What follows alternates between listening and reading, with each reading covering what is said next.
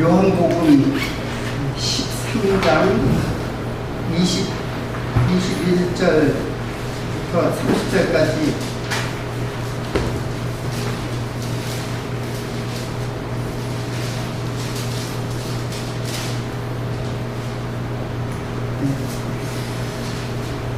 공독해 드리겠습니다. 예수께서 이 말씀을 하시고 심령에 민망하여 증거하여 가라사대 내가 진실로 진실로 너에게 이르노니 너희 중 하나가 나를 팔리라 하시니 제자들이 서로 보고 뉘게 말하여 말씀하시는지 의심하더라. 예수의 제자 중 하나 곧 그의 사랑하시는 자가 예수의 품에 의지하여 누웠는지라. 시몬 베드로가 머리짓을 하여 말하되 말씀하신 자가 누구인지 말하라 하는데 그가 예수의 가슴에 그대로 의지하여 말하되 주여 누구오니까? 예수께서 대답하시되 내가 한 조각을 찍어다가 주는 자가 그니라 하시고 곧 한 조각을 찍어다가 가롯 시몬의 아들 유다를 주시니 조각을 받은 후 곧 사단이 그 속에 들어간지라. 이에 예수께서 유다에게 이르시되 내 하는 일을 속히 하라 하시니 이 말씀을 무슨 뜻으로 하셨는지 그 앉은 자 중에 아는 이가 없고 어떤 이들은 유다가 돈깨를 맡았으므로 명절에 우리의 쓸 것을 사라 하시는지 혹 가난한 자들에게 무엇을 주라 하시는 줄로 생각하더라. 유다가 그 조각을 받고 곧 나가니 밤이로라. 13장의 말씀은 예수님께서 제자들의 발을 씻기는 장면이 전반부에 나왔는데 그 발을 씻기는 것은 내가 돈을 보였다고 하니까는 서로 발을 씻고 이제 숨기라 이제 그런 의미로 이해를 보통은 하게 되죠. 그래서 자기를 낮추고 이제 이렇게 본을 보이라고 이제 하는 것처럼 이제 보이는데 사실은 그 세족식의 가장 중요한 의미는 예수님께서 죽으신다는 사실을 그거를 알리는 거예요. 성경은 우리들에게 무엇을 하라라고 보여지는 그러한 그 명령형의 문구가 그것은 하나님의 약속에 닿아 있어요. 그렇기 때문에 내가 하는 것이 아니라 하나님께서 그렇게 되게 해 주시겠다라고 하는 약속에서 심지어는 교회에서 세족식을 하는 그런 교회들도 있고 이제 그런데 이것은 이 말씀의 가장 주된 의미는 예수님께서 그 자기 사람들을 섬기기 위해서 죽으신다는 것에 그 사건의 그 포인트가 중심이 거기에 있습니다. 그러니까 주님은 항상 선포를 해요. 선포. 그러니까 자기 죽으심을 선포하는 거예요. 선포하는 방법이 틀릴 뿐이지 선포를 하고 있는 것입니다. 자, 그런데 처음에도 이제 그 13장 2절에 보면 가룟 유다가 이제 벌써 마귀가 이제 그 마음에 예수를 팔려는 생각을 넣었다고 했는데 이제 가룟 유다의 그 행적이 오늘 본문 말씀에 나타나고 있습니다. 그래서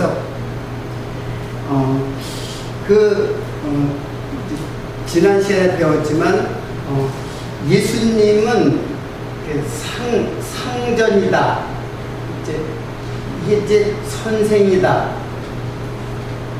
선생이나 상전 이게 주인이죠. 주인, 주. 그리고 너희는 종. 그래서 종과 상전의 관계를 먼저 설정을 해둬요. 그러니까 이거는 뭐냐면 이건 하나님이시다라는 거예요.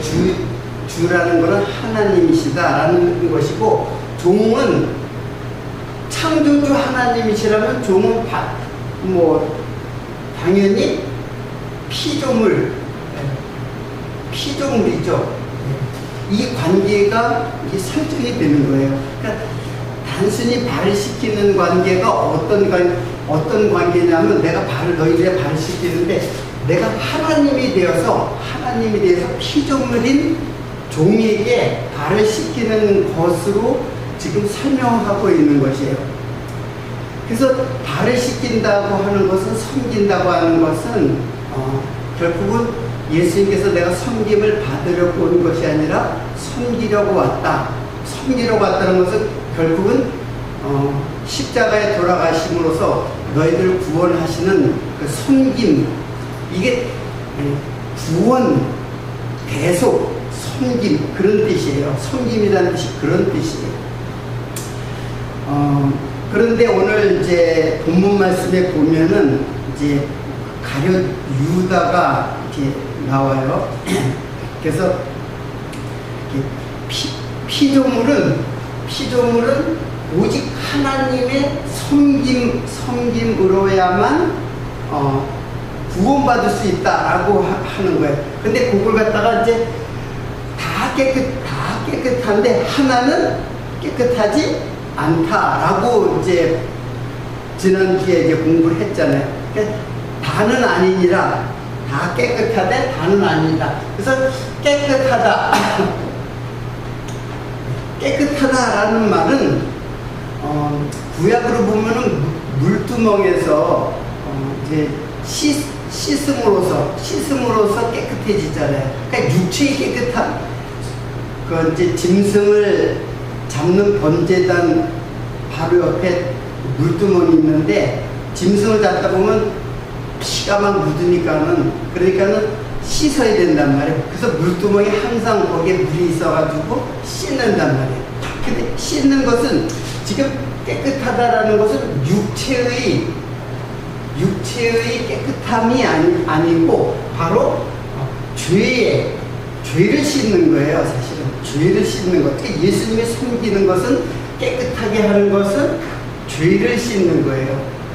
그래서 근데 다 이제 깨끗하다. 근데 하나는 아니다. 그게 누구예요? 잘 알다시피 이게 바로 가룟 유다죠. 왜 깨끗하다라는 말은 구약에는 카다시라고 해요. 이게 거룩하다는 말하고, 거룩하다는 카다시를 신약에 번역을 하기야조라고 해요. 하기야조는 깨끗하다라는 뜻이거든요. 깨끗하게 하다라는 뜻이에요. 혹시 여러분들 하기스라는 말을 들어봤나요? 하기스. 어디서 들어본 적 있지 않나요? 그렇죠. 그게 깨끗하다라는 뜻이에요. 하기스가. 그러니까는 깨끗하다라는 말이 거룩하다라는 말하고 똑같은 뜻이에요. 이거는 구별되었다라는 뜻이에요. 구별되었다. 특히 어떻게 구별됐냐면 거룩하게 구별되었다. 그래서 이것을 성별이라고 이제 그렇게 얘기해요. 그래서 거룩하다, 성별되었다, 구별되었다, 깨끗하다, 다 똑같은 언어의 그 패턴이에요. 그러니까 똑같은 말들이에요, 다. 그러니까 우리는 거룩하게, 깨끗하고 거룩하게 구별된 백성이다. 그게 뭐냐면 성도예요. 성이라는 말이 구별됐다는 뜻이잖아요. 성도. 성도라는 말은 깨끗하게 구별된 백성이다. 근데 오늘 본문 말씀에 하나는 깨끗하지 않다 그랬어요. 그러면은 제가 오늘 그 주제를 베드로와 가룟 유다라고 하는 두 인물을 갖다가 이제 대칭 비교를 이제 했는데, 도대체 가룟 유다가 뭐를 어떻게 했길래, 그리고 베드로는 또 어떻게 했길래 제자들의 그 대표자로서의 수장이고, 가룟 유다는 그 유대인의 대표자로서의 그런 역할을 했는가를 한번 이제 살펴보려고 하는 것입니다. 당시에 그 예수님 당시, 즉 그 로마가 유대를 이제 지배하고 있을 때 당시 유대인들의 사상은 어떤 사상이었냐면은, 이미 유대인들이 왜 우리가 외적의 침입을 받고 이렇게 남의 나라의 식민지처럼 살아야 되는가? 그것은 하나님께서 그 이스라엘 백성들이 하나님을 잘 섬기지 않고 율법을 잘 지키지 않았기 때문에 그렇다고 생각을 해요. 그것은 바벨론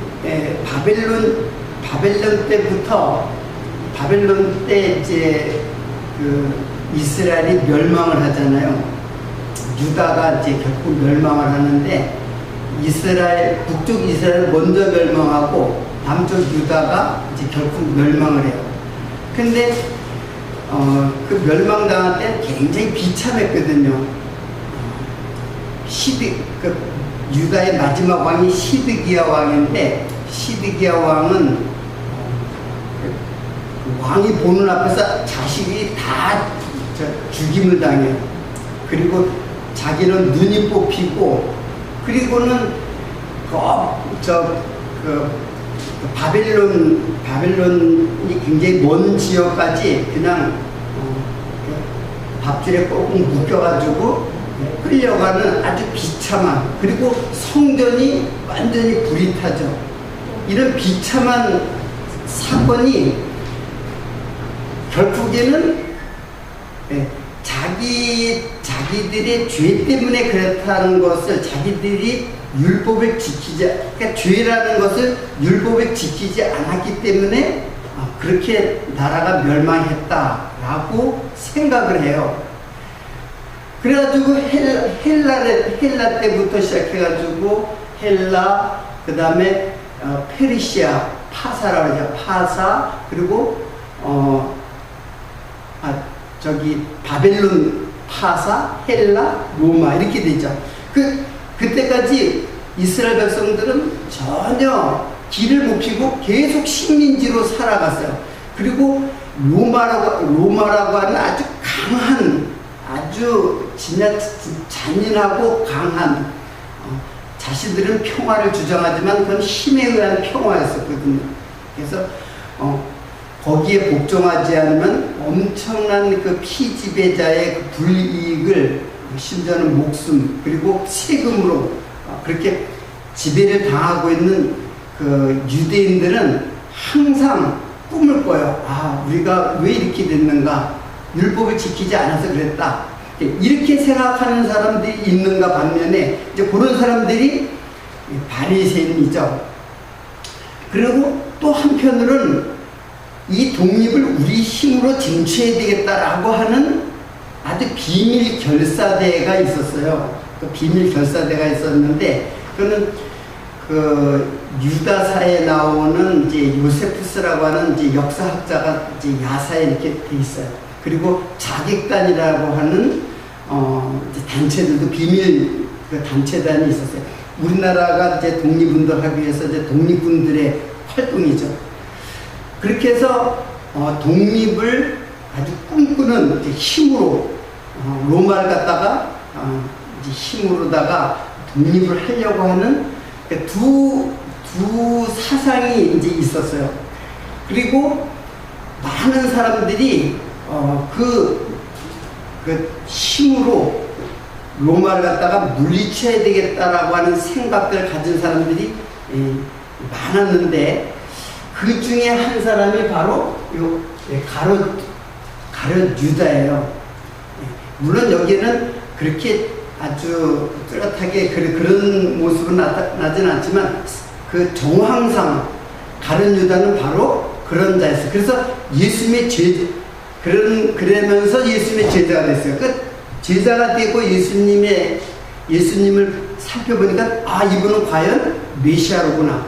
그래서 유대인들이 생각하는 메시아는 그렇게 민중으로 봉기를 들어야 드는 그런 한 인물이라고 생각했어요. 그게 바로 유대인들의 메시아 사상이었어요. 그래서 다윗 왕이 그 강력한 그 블레셋의 그 골리앗, 도저히 이길 수 없는 그 골리앗을 다윗이 소년으로서 물리쳤잖아요. 그런 것처럼 이런 훌륭한 민족의 구국 영웅이 이제 그들의 메시아 사상이었어요. 그래가지고 예수를 쫓았어요. 그런데 그리고 이제 D-Day를 독립하는 D-Day를 뭘로 삼았냐면 6월절로 삼았던 거예요. 6월절. 그래서 지금 예수님께서는 6월절에 그 예루살렘으로 마지막 이제 6월절을 지내는 그날 이제 예루살렘에 올라간 거예요. 그래서 제자들은 그런 생각을 한 거죠. 아, 이제 예수님께서 드디어 그 독립의 횃불을 들고 그를 밝히고 외치는 순간 모든 그 당시에 그 예루살렘에 모인 유대인들이 200만이라고 해요. 그러니까 그 당시에 그 유대를 관할하는 사람이 총독 빌라도였었거든요. 총독이 쓴 글에 의하면은 굉장히 노심초사했어요. 왜? 민중이 봉기를 할까봐 굉장히 불안하고 노심초사했던 그런 글들이 또 있다고 해요. 자, 그런 걸 보면은 유대인들은 굉장히 술렁거리는 거예요. 아, 이제 누군가 이스라엘을 독립할 수 있는 그런 구호를 외치고 봉기를 하면은 모든 이스라엘 백성들이 다 일어나가지고 이제 로마를 갖다가 이제 점령할 것이다. 그런 생각을 하고 있어요. 그리고 로마의 그 집정관들 그리고 총독들도 그런 생각을 또 하고 있었어요. 자, 지금 그런 상황이라는 것을 여러분들이 이제 이해를 하시고 이제 6월절이 가까워진 때예요. 자, 그러니까는 다른 유다는 지금 그런 생각에 부풀어져 있었어요. 그러니까는 정말로 예수를 판다로 하는 것은 정말 돈 몇 푼 가지고 예수를 팔려고 하는 생각이 아니라 정말 대의를 위해서 그러니까는 의로운 행동이죠. 의로운 행동을 하기 위해서 그렇게 생각을 하고 있었던 거예요. 그러니까는 돈에 팔려고 하는 생각을 했던 것은 아니에요. 자, 그리고 유다는 돈기를 맡았다라고 하는 것은 열심을 부렸다는 뜻이에요. 열심을 내고 모든 일에 신실하고 열심을 냈기 때문에 제자들 공동체에서는 아주 신임을 받고 있는 그런 자였어요. 그러니까는 유다는 무엇으로 봐도 정말 그가 나쁜 사람이다. 우리가 생각하는 것처럼 나쁜 사람이다라고 생각할 만한 것이 없어요. 오히려 굉장히 의로운 사람이에요. 조금 아까 이제 우리가 사담으로 내가 교장 선생님하고 좀 다퉜다. 솔직히 다툰 게 아니라 상당히 이제 지금 생각하면 그게 의로운 왜냐면 부당한 것을 보고 내가 그것을 갖다가 가만두지 않고 그때 의로운 행동이잖아요. 근데 지금 생각하면 사실은 부질없는 거예요, 사실은.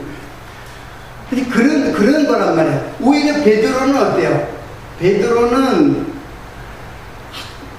조금 계속 예수님한테 책망받고 막 엉뚱한 짓을 해가지고 이제 예수님한테 책망을 받고 질책을 받았던 제자잖아요.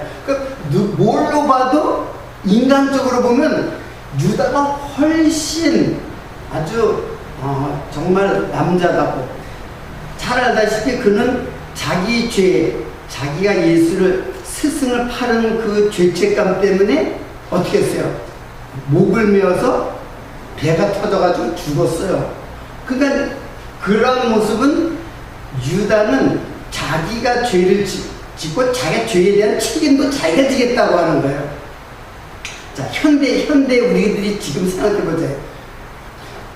어떤 사람이 훌륭한 사람이에요? 아주 훌륭한 사람이죠. 유다는 아주 훌륭한 사람이에요. 그리고 베드로는 아주 예수님께서 이제 마지막에 볼 때도 굉장히 민망하고 부끄러운 그런 모습으로 예수님을 다시 봤잖아요. 자, 예수님께서 이제 이런 말을 합니다. 이제 마태복음 26장 31절인데 제가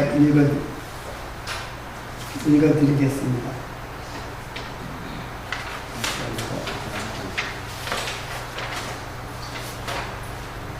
네. 기록된 바 내가 목자를 치리니 양의 떼가 흩어지리라. 이거는 구약의 예언이에요. 그러니까는 내가 목자를 치리니 양의 떼가 흩어지리라. 이 말은 뭐냐면은 예수가 십자가에 못 박힐 때 모든 제자들이 다 도망간다. 그것에 대한 예언이에요. 그러니까 이런 말씀을 들으면 모든 제자들은 사실은 자기를 돌아봐야 되죠. 이 말씀의 뜻을 이해를 하면은. 근데 여기 오늘 이제 본문 말씀을 좀 이제 보면서 이제 설명을 하겠습니다. 자, 예수께서 이 말씀을 하시고 심령이 민망하여 증거하여 가라사대 내가 진실로 이르노니 너에게 이르노니 너희 중 하나가 나를 팔리라 하시니 제자들이 서로 보며 네게 대하여 말씀하시는지 의심하더라. 자, 그래서 서로 보며 의심했다고 이제 그랬죠. 그래서 예수의 제자 중 곧 그의 사랑하시는 자가 예수의 품에 의지하여 누웠는지라. 시몬 베드로가 머리짓을 하여 말하신 자가 누구인지 말하라 한뒤. 자, 이게 무슨 현상이냐면은 베드로가 누가 한 사람이 나를 판다 그렇게 얘기를 하니까는 서로 의심하는 거예요. 그러니까는 베드로가 요한을 보고, 요한이 가장 어렸거든요. 그래서 예수님 항상 옆에 의지하고 있는 그런, 거의 품에 안겨 있다시피 이렇게 밥 먹는 자세거든요. 그렇게 하고 있으니까는 베드로가 머리짓을 하여 요한 보고 여기에 이제 가슴에 하여 말하되 이게 그리고 그의 사랑하는 자, 예수의 품에 의지하는 자, 요거 누구냐면 요한이에요. 근데 여기 이름이 밝혀져 있지 않죠. 요한은 스스로 자기를 밝히지를 않고 있어요. 근데 이게 요한이에요. 예수님의 품에 의지하고, 그리고 예수님의 사랑하는 자라고, 그 요한이 뭐냐면 요한복음을 쓴 사도 요한이거든요. 그러니까 자기 자신을 그렇게 표현하고 있는 거예요. 그래가지고 베드로가 머리짓으로, 야, 네가 물어봐. 그렇게 하는 거예요. 머리짓으로 네가 물어봐. 누가 예수를 파는 거야? 그러니까 그 요한한테 물어보라고 이제 얘기를 하는 거예요. 그러니까는 그가 예수의 가슴에 그대로 의지하여 말해 주여 누구오니까 그렇게 얘기하죠. 예수께서 대답하시되 내가 한 조각을 찍어다가 주는 자가 그니라 하시고 곧 한 조각을 찍어다가 가룟 시몬의 아들 유다를 주시니. 자, 이렇게 얘기를 하니까는 그 예수님의 말에는 지금 이 상황을 잘 좀 연출을 여러분들이 잘 이해를 해야 돼요. 나는 야 도대체 예수를 누가 판다는 거야 하면서 서로 보고 의심했다 그랬죠. 예. 사실은 이 예언의 말씀을 들었으면은 모든 양떼가 다 흩어진다고 하는 거는 모든 제자들이 다 어떻게 한다는 다 도망간다는 뜻이에요. 그러니까는 꼭 예수를 파는 자라고 표현했지만 사실은 모두 예수를 파는 자랑 마찬가지예요. 예수를 배반하는 것이고 또 다 도망가는 자예요. 그런데 그러면은 제자들은 어떻게 해야 되겠어요? 한 사람이 나를 팔리라 하면은 그러면은 내가 아닌가라고 생각을 하는 것이 정상이죠. 그런데 그들은 어땠어요? 누가 예수를 판다, 누가 스승을 파는 놈이 누구야? 그러면서 서로 보는 거야. 자기를 돌아보는 게 아니라 서로 보는 거야. 저놈인가? 이제 이게 생각하는 거죠. 이거는 사실은 그 하나님의 말씀은 자기를 돌아보는 말씀이 되어야 되는데 남을 보는 거야. 그러니까 누가 죄를 지을 자가 누구인가를 살피는 거예요. 사실은 가룟 유다만 배반한 게 아니에요. 가룟 유다만 예수를 판 게 아니라 다 도망갔잖아요. 다 도망가고 베드로는 예수를 어때요? 그 앞에서 예수님이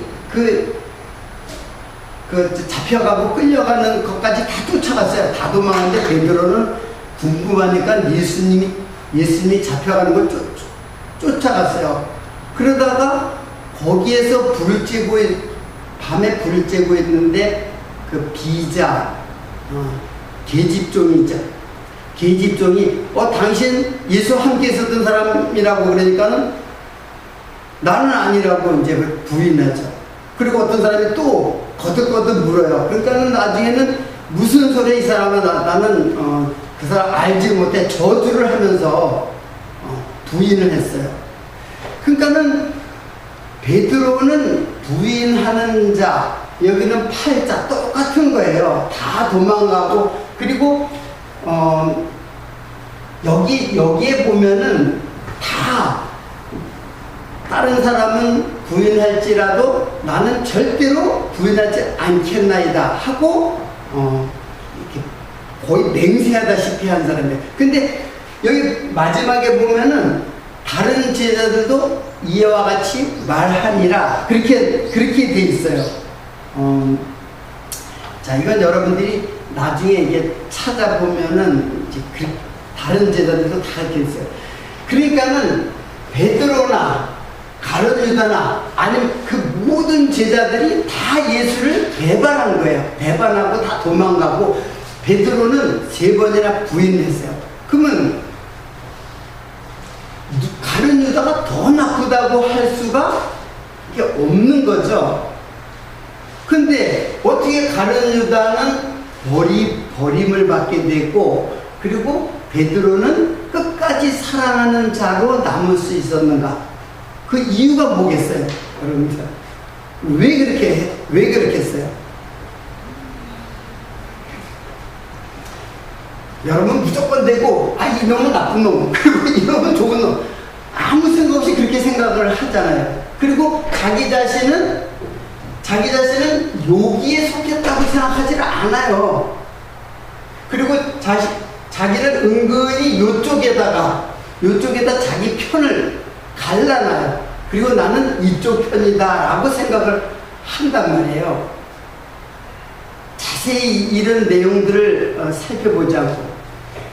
근데 제가 지금 이 말하는 그 패턴은 뭐냐면 다 똑같다고 하는 거예요. 제가 볼 때는 가룟 유다 특별히 더 나쁜 사람이 아니라는 것을 제가 이제 말씀을 드리는 거예요. 그렇다면은 왜 하나님은 이 사람은 가룟 유다는 버리고 그리고 베드로는 하나님의 끝까지 네가 나를 사랑하느냐 하면서 끝까지 그 사랑을 갖다 고백하게 하는 그런 자가 되었는가 하는 문제예요. 여러분들은 어떻게 생각하세요? 가론 유다는 자기의 의를 위해서 한 거기 때문에. 네. 요 베드로 똑같아요. 베드로도 내가 주를 절대로 부인하지 않겠나 하고 자기 의예요. 내가 똑같은. 이제 정확하게 이제 깊이 있게 보셨어요. 자기 의를 내세운 거죠. 근데 이 제자들도 똑같다는 거예요. 그런 면에서도 뭐예요? 나는 절대로 다른 사람은 다 부인할지라도 나는 주를 절대로 부인하지 않겠나이다. 자기 의를 내세운 거예요. 똑같이. 그러니까 여기에 무슨 차이점이 있느냐 이게 베드로와 이 가룟 유다는 어떤 모습이 차이점을 갖고 있느냐 하는 거예요. 예, 사모님은 이제 택자와 불택자로 이제 그것을 결론적으로는 맞는 말이에요. 근데 이 사실은 우리 입장에서 보면은 모른다예요. 모른다. 그러기 때문에 이게 은혜예요. 만약에 여기서 어떤 차이점을 발견했다면 그것이 우리를 구원하는 하나의 조건이 될 수 있잖아요. 근데 조건이 있을 수가 없어요. 오히려 베드로가 더 나쁜 놈이라는 얘기에 제 말, 제자들도 마찬가지. 제자들은 십자가에 죽을까봐 다 구대나서 도망가가지고 방에 꽁꽁 숨어가지고 벌벌벌 떨고 있었어요. 그러니까 베드로나 가룟 유다나 다른 제자들 그 자신의 어떤 행위의 모습으로는 똑같은 자들이라는 얘기예요. 조건이 없다는 거예요. 우리를 구원해야 할 이유와 조건과 그 의미가 없는 자들이에요. 다. 그게 바로 뭐냐면 바로 뭐예요? 그게 은혜예요. 조건이 없는 게 은혜예요.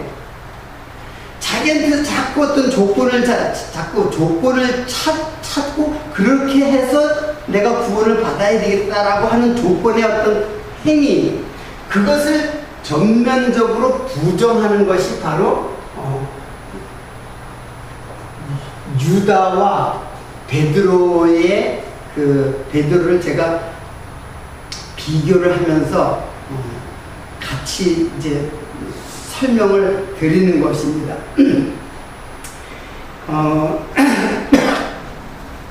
그러니까는 이것은 이제 이런 말씀을 들었을 때는 사실은 자기를 돌아볼 수 있는 사람이 되어야 돼요. 그런데 다 자기를 돌아보는 사람이 아니었어요. 어떤 사람인지 만약에 저래도 그 자리에 그런 조건에서 그 자리에 있었다면 나도 나를 돌아보지 않고 누가 예수를 팔 자야 하면서 상대방을 봤을 거예요. 상대방을 보는 것이 바로 하나님의 말씀을 나를 돌아보는 것으로 깨닫는 것이 하나님의 말씀을 주신 목적이에요. 율법을 주신 목적이란 말이에요. 그러니까 율법을 가지고 남의 죄를 지적하고 판단하는 것으로 보는 자, 그게 우리들이 인간의 모습이에요. 근데 그렇게 하지 말아야지라고 생각하지 말고 나는 그런 자일 수밖에 없다는 것을 깨닫는 게 그게 우선적이라는 얘기예요. 나는 그럴 수밖에, 나를 돌아보는 자가 아니라 남을 갖다가 살피고 그 남의 죄는 그냥 머리카락 하나까지 다 찾아가지고 밝히려고 하는 게 인간의 심정이라는 거예요. 이게 선악과를 먹은 인간의 마음이에요. 그건 어쩔 수가 없어요. 어떤 사람도 다 예의가 아니에요. 말을 어떻게 할지 몰라도 다 은근히 속으로는 남을 갖다 판단하고 남을 정죄하고 남을 비난하고 그래요. 근데 그 비난과 조롱과 야유가 바로 이게 예수님에게 향하는 거예요. 사실 이웃으로 온 다른 사람을 갖다가 이렇게 판단하고 하는 것이 바로 그게 이웃으로 오신 예수를 야유하고 판단하고 지적하고 죄를 갖다가 정죄하고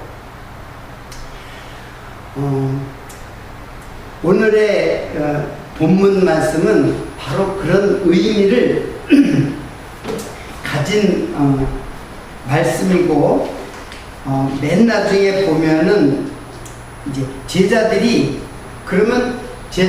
다 어떤 놈이 예수를 팔 것인가 하고 그 남을 보던 눈초리는 언제 자기를 돌아보는 그 모습으로, 그러니까 남을 향하던 공격의 화살을 자기를 향해서 쏠 수 있는 그런 마음의 자세가 된 것은 언제일까요? 언제 그렇게 될까요? 일단은 그게 뭐예요? 거듭남. 이게 회개잖아요, 회개. 남을 향하던 공격의 화살을 나한테 돌리는 게 돌이키는 거예요. 그러니까 남을 향한다는 거는 다 세상을 향하는 거예요. 세상을 향하던 내 마음을 예수께로, 그러니까 세상, 그리고 예수, 회개라는 건 뭐냐? 세상을 향하던 내 마음을 돌이키는 거예요. 돌이켜서 예수에게로 가는 거예요. 그러면 예수에게로 가면은 말씀으로 가는 거거든요. 말씀을 가면 말씀을 깨닫게 돼요. 깨닫게 되면 이 말씀은 다른 사람을 향해서 하는 말이 아니고 곧 나에 대해서 하는 말이다라는 것. 그리고 내가 바로 그 말씀의 정죄의 대상이 바로 나다라는 것을 깨닫는 거예요. 그게 회개예요, 회개.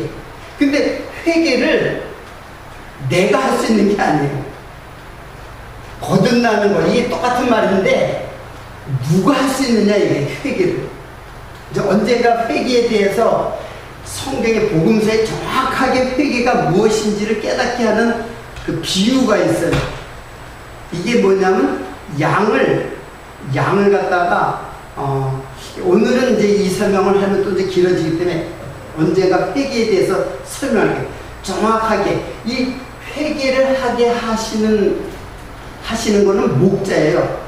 양이 스스로 돌아오는 게 아니라 목자가 찾아가지고 오는 걸, 그걸 회개라고 했어요. 그러니까는 회개는 언제 이루어질까요? 제자들의 회개는 언제 이루어질까요? 여기서, 예? 예수님이 죽으실 때까지도 몰랐어요.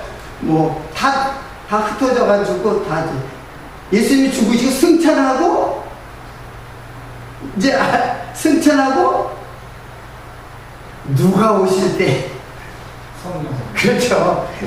성령이 오시지 않으면 절대로 회개가 일어나질 않아요. 거듭남 회개가 일어나지 않아요. 그래서 성령이 오순절 성령이 제자들에게 오시니까 그때서야 제자들이 다 예수님의 말씀들이 그때 깨달아진 거예요. 그러니까 예수님이 함께 있을 때는, 개체로 있을 때는 예수님을 따를 수가 없어요. 예수님을 따를 수가 없어요. 성령이 오셔야, 그리고 예수님이 육체로 안 계시고 승천하시고, 그러니까 성령은 누구의 영이냐면 예수가 오신 거예요. 예수가 제자들의 마음속에, 니네들이 내가 살아있을 때는 나를 못 쫓아오는데 내가 이제 죽고 보혜사 성령을 주시면은 내가 내 영을 너에게 부어주면은 그때는 나를 쫓아올 것이니라 라는 거예요. 그래서 가룟 유다와 베드로는 제가 그 이야기의 방점은 똑같다라는 거예요. 이 사람들이 가룟 유다는 나쁜 놈, 자꾸 여러분이 그렇게 내가 그렇게 선악을 갖다가 이렇게 딱 나눠가지고 구분하는 거는 그게 율법주의예요. 그게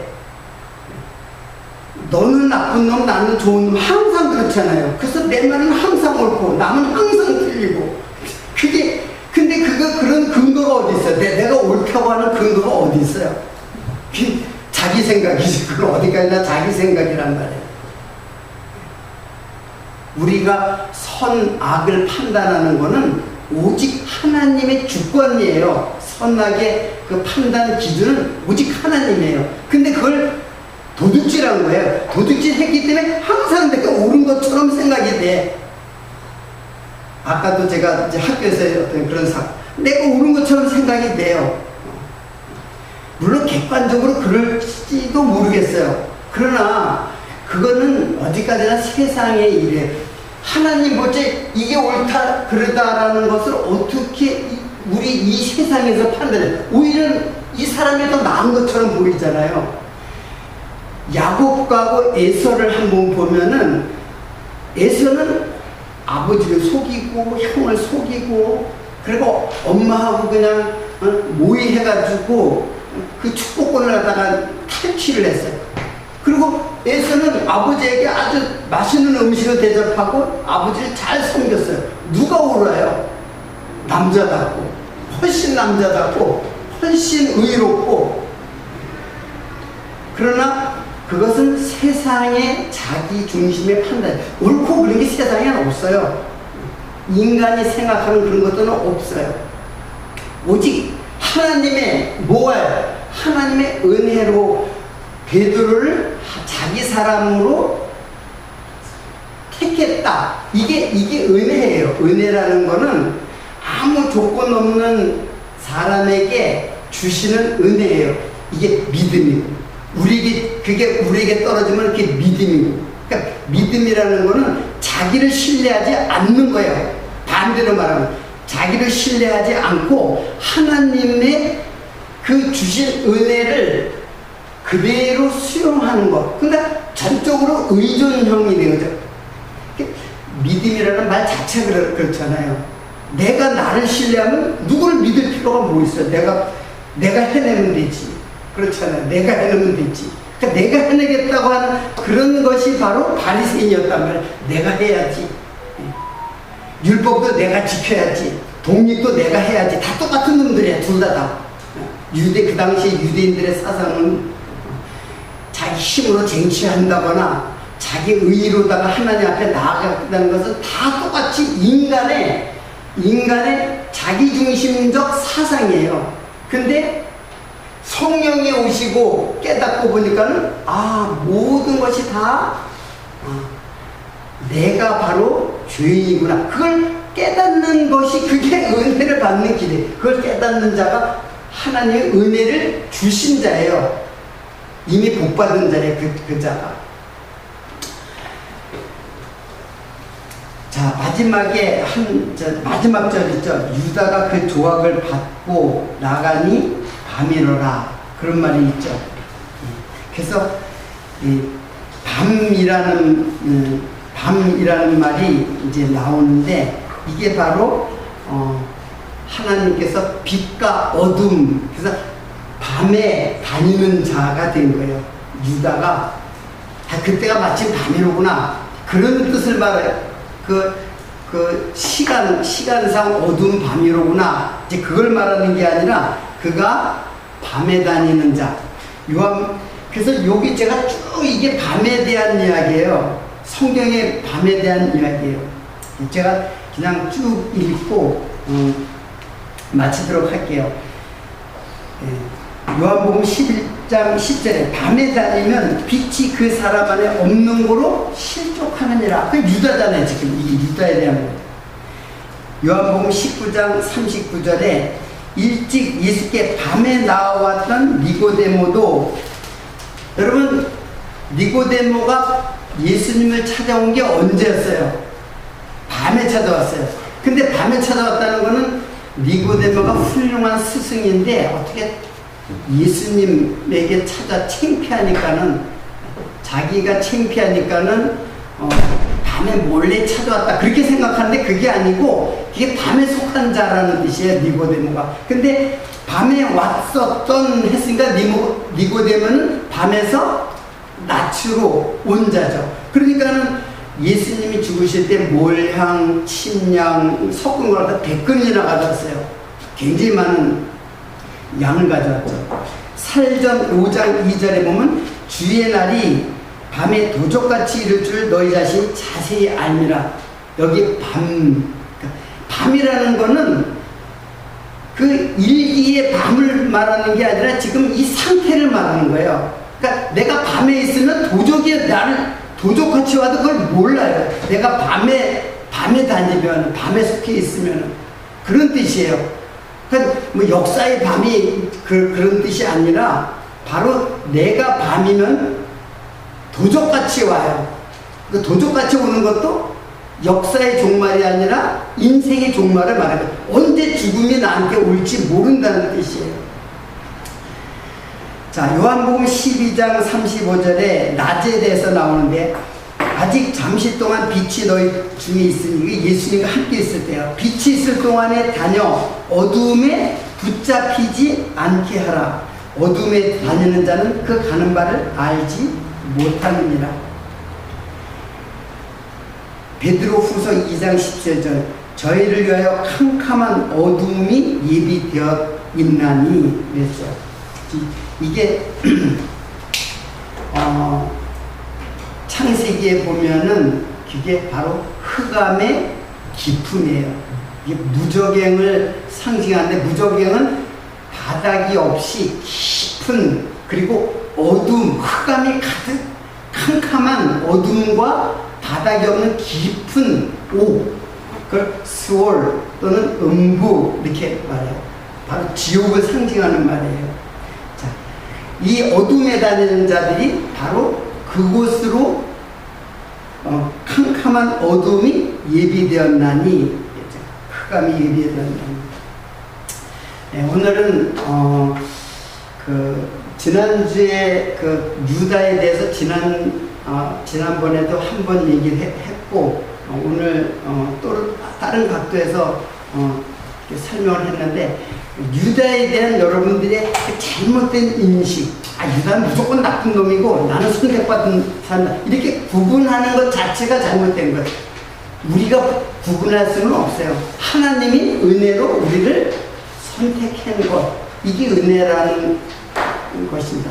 이 모든 제자들이 받은 하나님의 복, 여러분들도 이 복 가운데 있기를 원하면서, 이 복이 바로 말씀을 잘 이해하고 깨닫는 것이에요. 그러니까는 말씀을 깨닫기보다는 무조건 되고 나누는 것은, 그거는 그게 바로 그 선악과를 따먹은 인간의 죄예요. 이 말씀을 여러분들 마음속에서 계속 메아리 치기를 기원합니다. 기도하겠습니다.